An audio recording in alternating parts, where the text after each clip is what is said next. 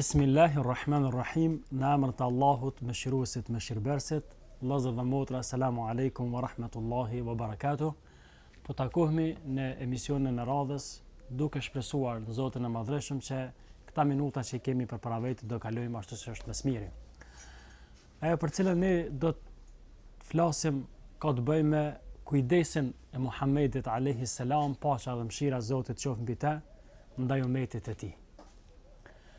Allah i Madhreshëm kur e ka përshkruar Muhammedin alayhi salam në Kur'anin e tij fisnik, e ka quajtur si mëshirë për gjithë njerëzimin. Pra Zoti i Madhreshëm e dërgoi Muhammedin alayhi salam si mëshirë për gjithë njerëzimin. Në ajet tjetër Zoti i Madhreshëm tha që Muhammedin alayhi salam e dërgoi si mëshirë për gjitha botrat.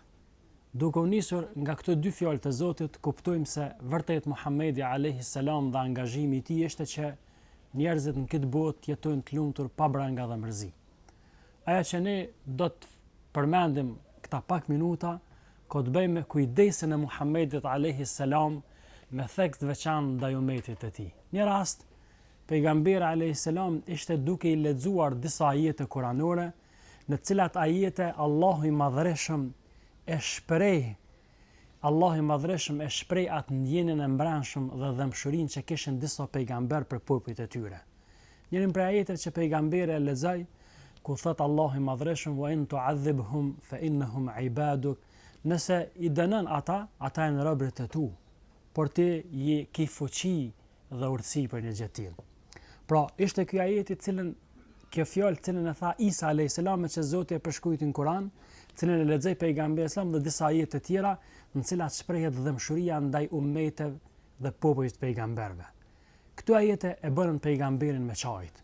Çajti pejgamberi alayhis salam saqë Zoti i Madhreshëm e dërgoi Xhibrilin te Muhamedi alayhis salam dhe i tha shko te Muhamedi dhe pyete se çka të bëni me çajt.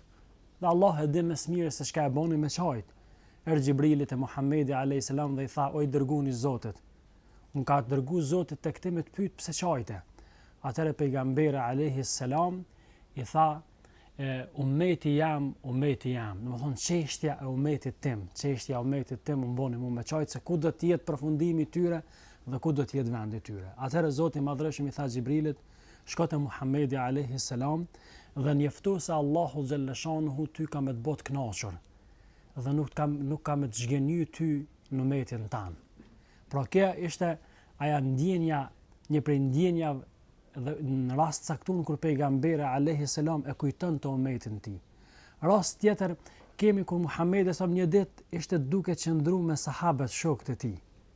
Dhe tha pejgamberi alayhis salam dhe filloi me çajt, tha: "Më ka marrë malli për vëllezërit e mi."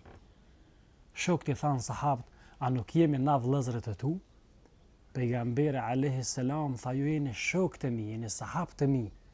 Vëllezërit e mi janë ata cilët do të vinë pas meje. Dhe nuk më kanë pa mu, por do të më besojnë mu." Pra, kjo ndjenje pejgamberit alayhis salam tregon kujdesin dhe dëmshurinë që kishte jo vetëm për shokët e tij me cilët bashkëjetoi, por edhe me gjeneratat edhe gjeneratën tonë dhe gjeneratat që do të vinë pas nesh, të cilët shkojnë rrugës të Muhammedit alayhis salam.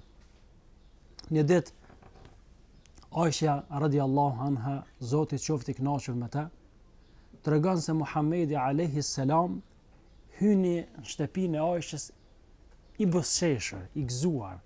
Dhe Aisha e shfrytëzoi rastin dhe i tha: "Oj dërguani i Zotit, a ke mundësi mu lut për mua?"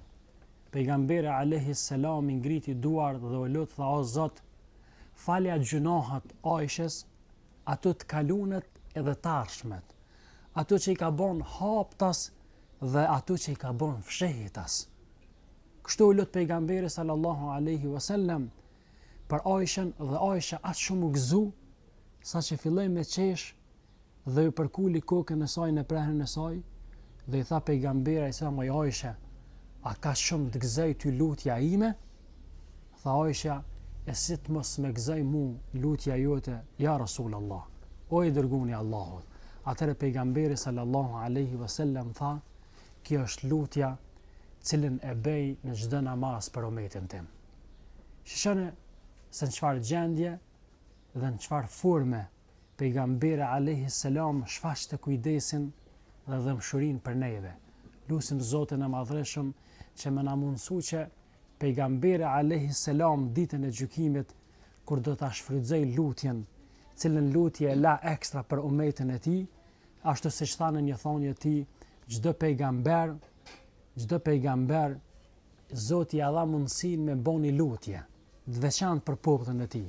Tha pejgamberi alayhi salam, pejgamberët tjerë e shfrytzuan lutjen, kurse unë e lash për ditën e gjykimit si shefat në ndërmjetësim për umetin tim. Inshallah Zoti i Madhreshëm nuk na ndan nga mëshira e tij. Inshallah Zoti i Madhreshëm na shoqëron me Muhammedin alayhi salam ditën kur do dalëm para tij dhe na mundson që pejgamberi i fundit Muhammedi alayhi salam me ndërmjetësu për neve. Assalamu alaikum wa rahmatullahi wa barakatuh.